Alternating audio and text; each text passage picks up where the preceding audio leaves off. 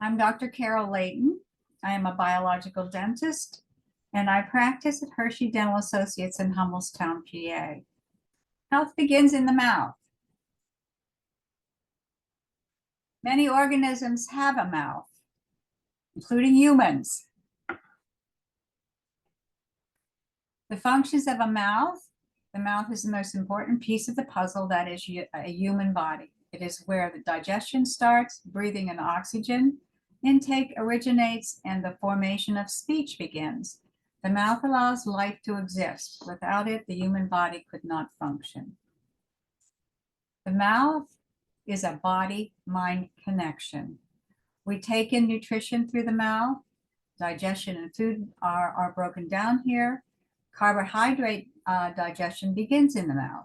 It's very important that the carbohydrates start with saliva being mixed in the mouth. And teeth are very important here. All of your teeth are important here. Breathing and oxygen intake begins here with the baby's first breath. We communicate verbally with our mouths, our speech formation. We communicate emotionally with our mouth as well, the smile, the frown, the kiss. We sense with our mouths. Taste buds affect our food choices, and food choices equals a healthy body. Babies begin sensing the world with their mouths. A large part of our brain is devoted to sensing in the mouth and our lips. Babies put everything in their mouth. That's how they experience the world initially. Again, we take in nutrition through the mouth, and digestion and food breakdown of carbohydrates begins here. Teeth are very important. That means having all of your teeth to chew is very important. We can do without 10 fingers as well, but that is a loss of function. And not having all of your teeth is very important because that's loss of function as well. The mouth is a connection with the outside environment. Even though it's connected to your gut, the outside environment is your mouth. Allopathic or Western medicine approach to oral health is that the problems in your mouth affect the rest of your body. Yes, we know that. We know that the infections in your mouth with tooth decay and periodontal disease or gum disease can actually affect the rest of your body. That is infections. A biological approach to oral health is this: the problems in your mouth affect the rest of your body. Yes, but your oral health can offer clues about your overall health. Medicine and dentistry divides and separates the special parts of the body and even parts of body parts into many different fields and categories because of the complexity of function. We look at the teeth and the gums, the heart, the kidney, the reproductive system, nervous system, respiratory system, gastrointestinal system, the gut, bones, eyes, ears, nose, throat, skin, feet, spine, mental health, and pathology as individual pieces of the body, when in reality, they're all connected and related in every way. We need to look at the mouth and the body as a whole, coming from many angles and perspectives and crossing through multiple fields of medicine and dentistry. The goal is a multidisciplinary approach to health. There is much research establishing a relationship between oral disease and other health complications. Endocarditis is probably at the top of the list. This is the reason for pre-medicating with antibiotics before any dental procedure that may cause bleeding. Cardiovascular disease. Inflammation is linked to infections in the oral cavity. If an expectant mother has periodontal disease or a lot of tooth decay, it can affect the low birth weight and premature birth of her baby. Diabetes is interrelated with oral conditions. Of course, HIV and AIDS has many oral problems. Osteoporosis. There's a link to periodontal bone loss and tooth loss. Alzheimer's disease. Tooth loss before the age of 35 might be a risk. For instance, if a teenager loses their teeth, or you have your teeth removed in your early 20s and you have dentures, this is not going to help extend your life, and it may increase the development of Alzheimer's disease because you can't chew properly with plastic teeth. Leaky gut syndrome, Crohn's disease, irritable bowel, celiac disease. All of these are just rampant in our culture right now. GERD, acid reflux problems. Other condition, Sjogren's, which is a dry mouth or reduction in saliva. Immune system disorders, eating disorders such as bulimia, illegal drug use, methamphetamines. Certain medications can alter the balance of microorganisms in the mouth and alter salivary flow. 90% of all systemic diseases and diseases involving many organs or whole body have oral manifestations, including swollen gums, gum disease, mouth ulcers, dry mouth, tongue symptoms, and tooth decay problems. Diabetes, leukemia, oral cancer, pancreatic cancer, heart disease, kidney disease, and obesity. And why is this? Just as your eyes are the windows of your soul, your mouth is the window to the rest of your body. Your mouth mirrors the condition of your body as a whole. It all begins in the mouth. Humans are not just body parts, but complex ecosystems. We each house 2 to 5 pounds of live bacteria inside our bodies. These microorganisms come in good and bad varieties, and more to the point, can be helpful or harmful. We need a balance here.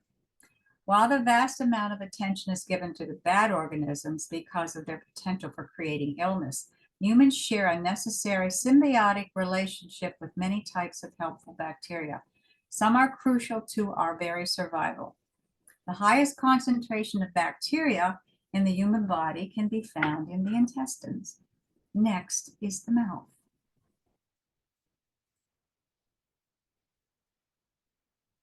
In brief, bacterial cells in the body outnumber human cells by a factor of 10 to 1, yet only recently have researchers begun to discover the beneficial roles of these microorganisms play in fostering health.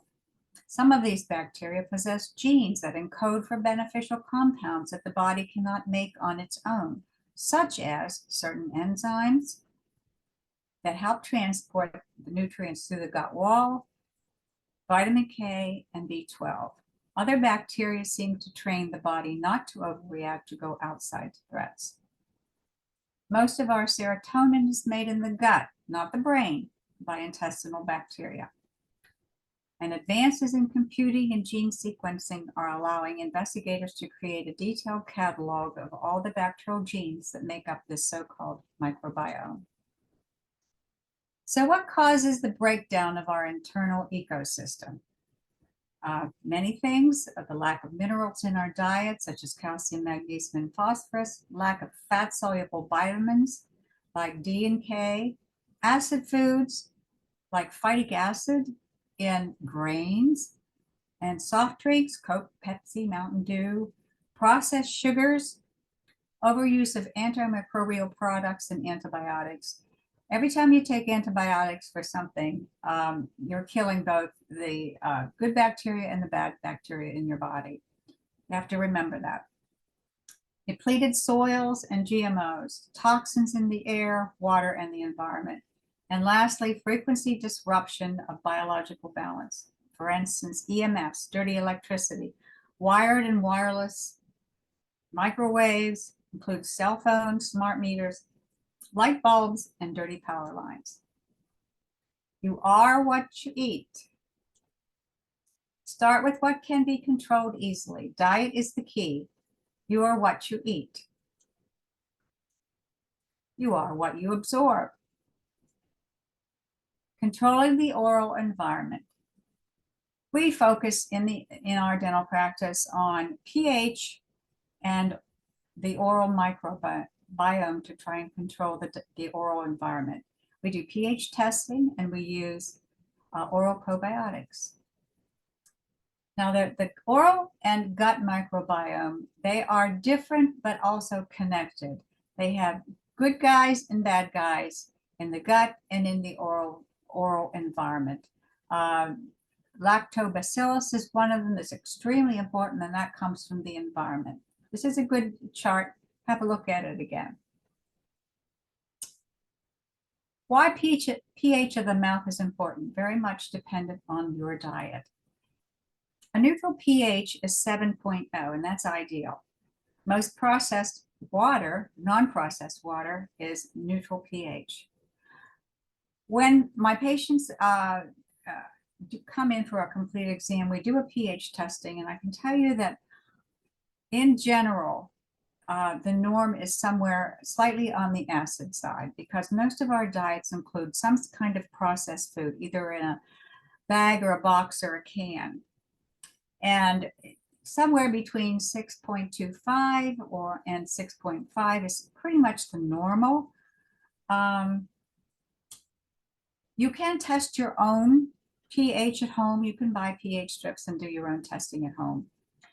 A pH at 5.6 or below, the tooth starts to demineralize. That's tooth decay. That's what we say decalcification of the tooth. That's the enamel.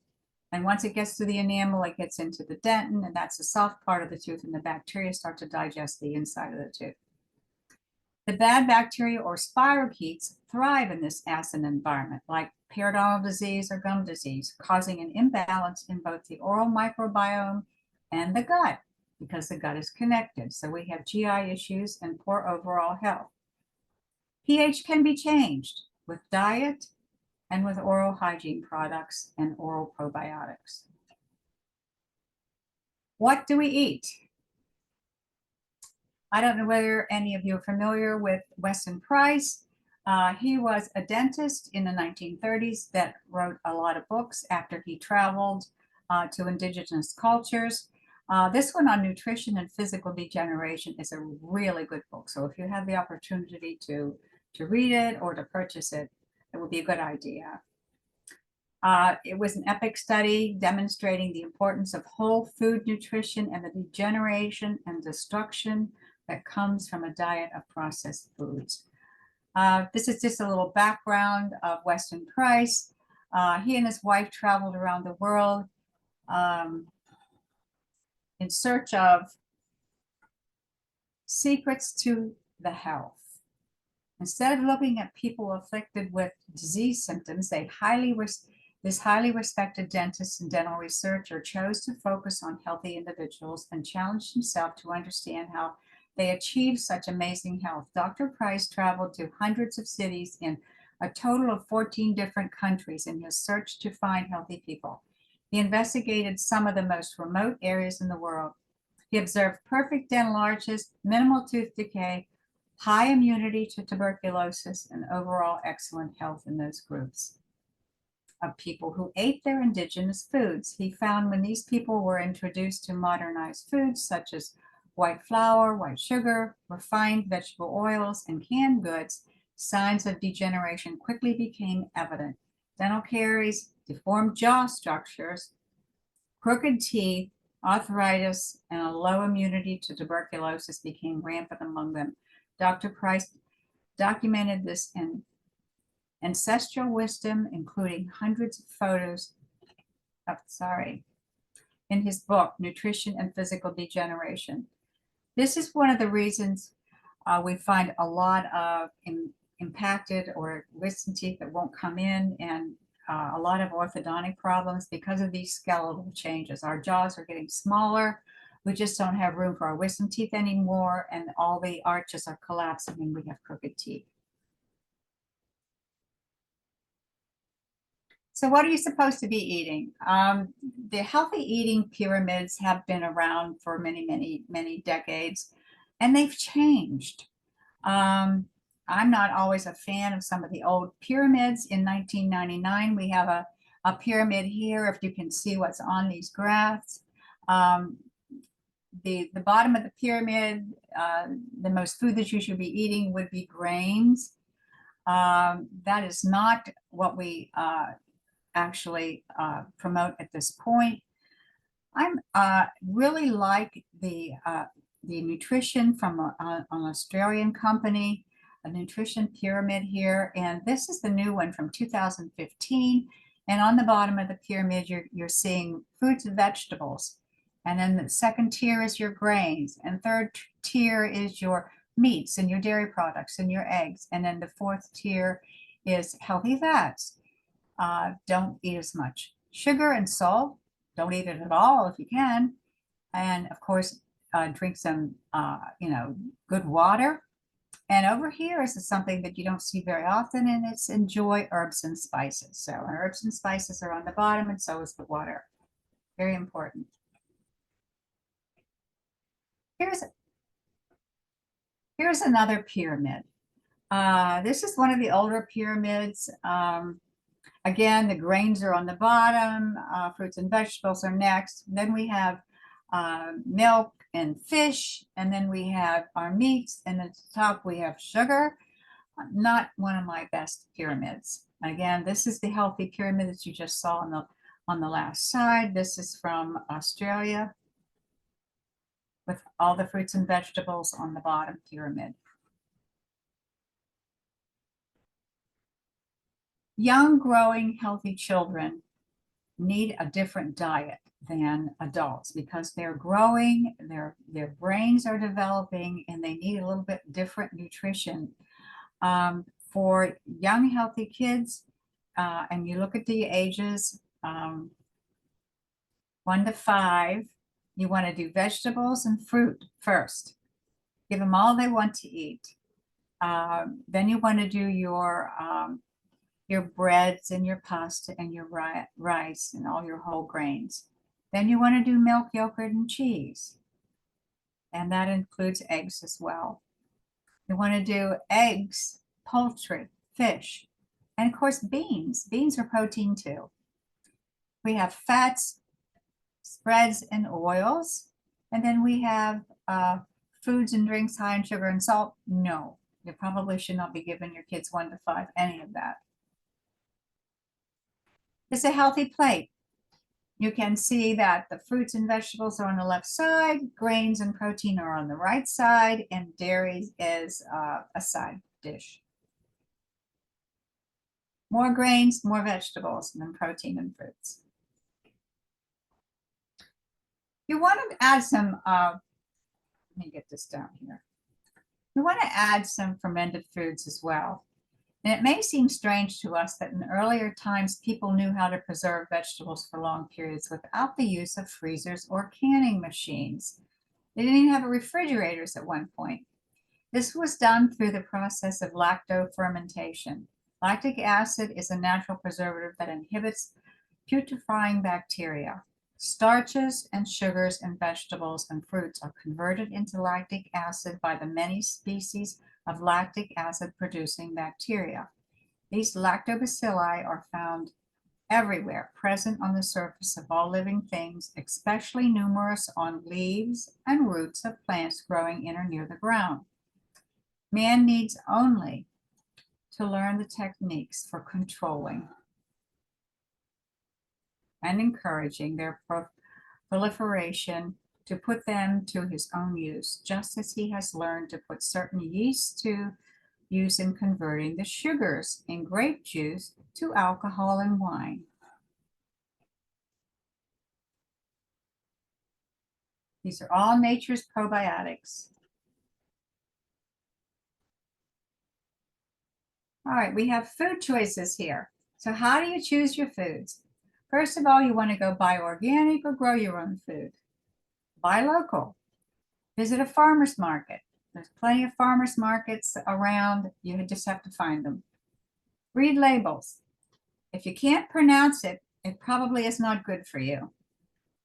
And have your water tested for more than just bacteria. Investigate water filtration systems.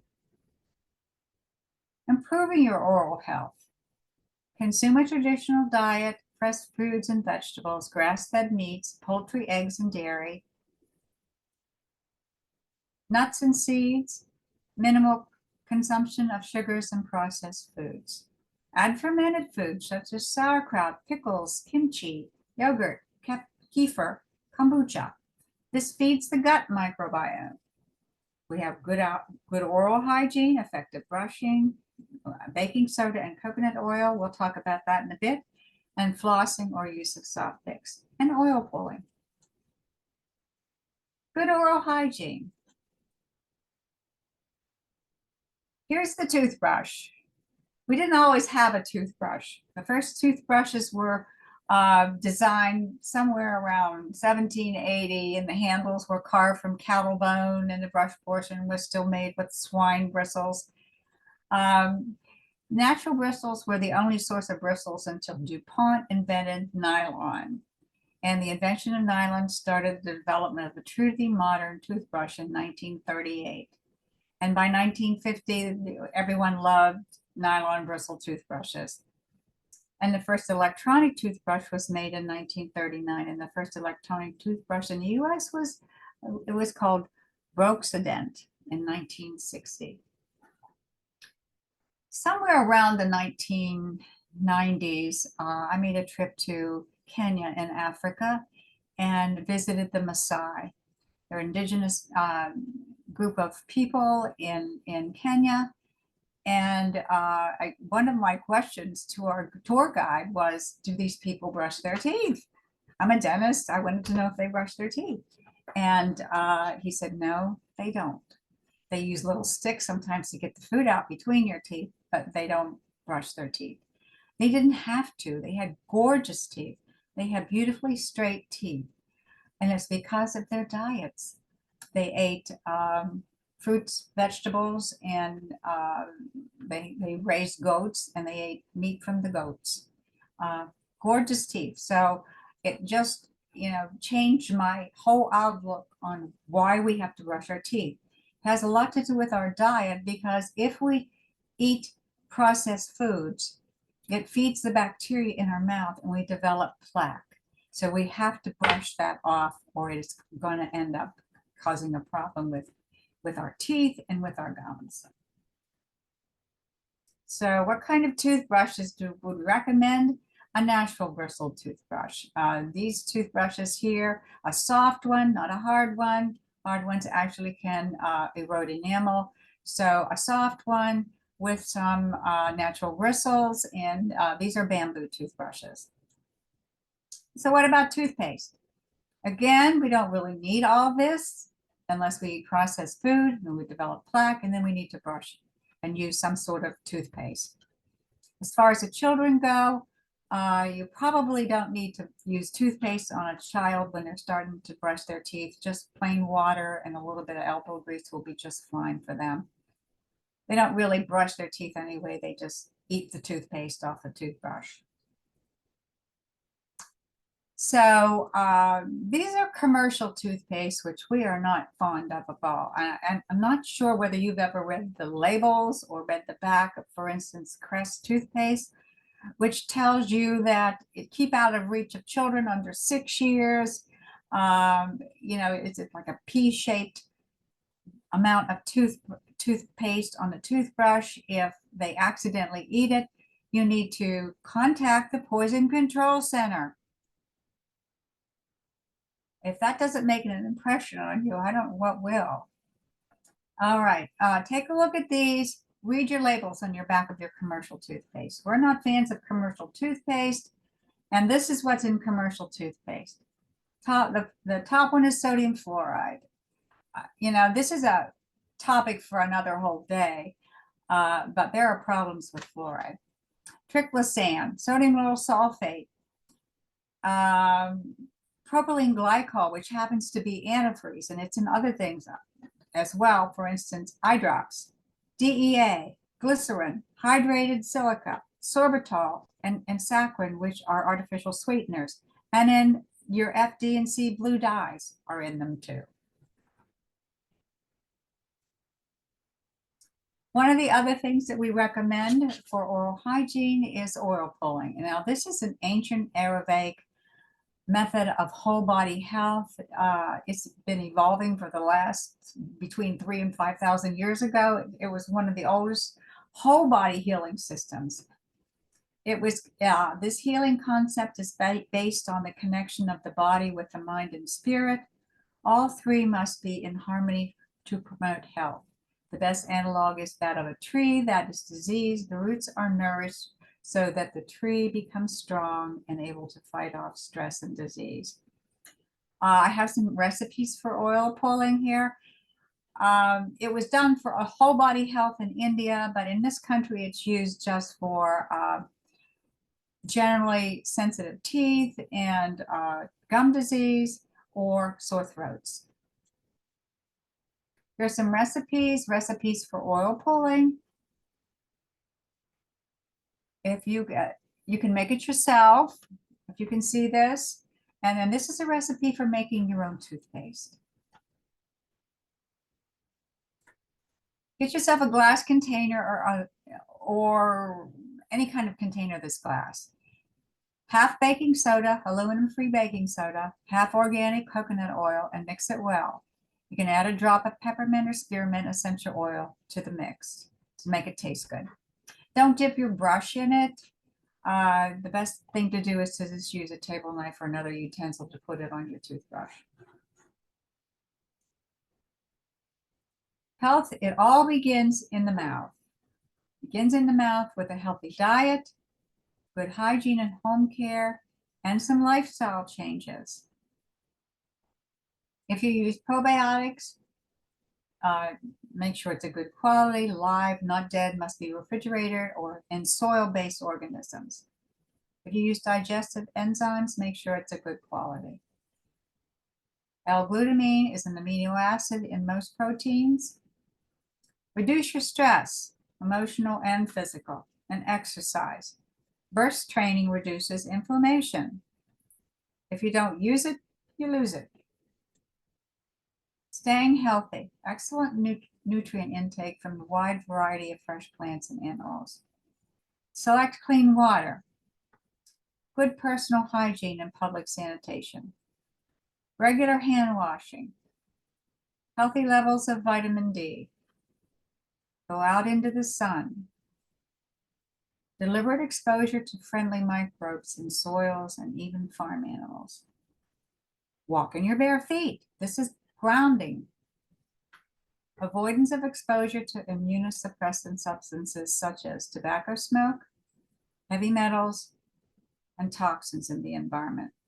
Movement, exercise. If you don't move it, you lose it. There are plenty of heavy metals in our environment, coming from just about anywhere: food, air, water. So we need to be detoxing on a regular basis from heavy metals, and a lot of our foods can help you do that. Cilantro, wild blueberries, lemons, spirulina, chlorella, garlic, beets, artichokes, turmeric, ginger. If you have high levels of mercury because of fillings or trying to detox from that, cilantro is a good one to pull it out of the tissues. Mercury doesn't float around in the bloodstream, so it's bound up into tissues. Cilantro will pull it out of the tissues, and chlorella will push it out through the gut. Most heavy metals are detoxed through the gut. You need a healthy gut. Safe removal of mercury fillings in our office and other metals from the mouth, which can be one of the metals that we find a lot is nickel. It used to be used in the mouth a lot. In dentistry, it's not anymore, but many people still have that in their mouth. Large metal fillings weaken natural teeth. Mercury is a neurotoxin. Any metal in the mouth is an antenna for the biodisruptive frequencies that consume our environment, such as EMFs, microwaves, dirty electricity, or geoengineering of the environment. Okay, thank you for your kind attention. Be well, stay safe.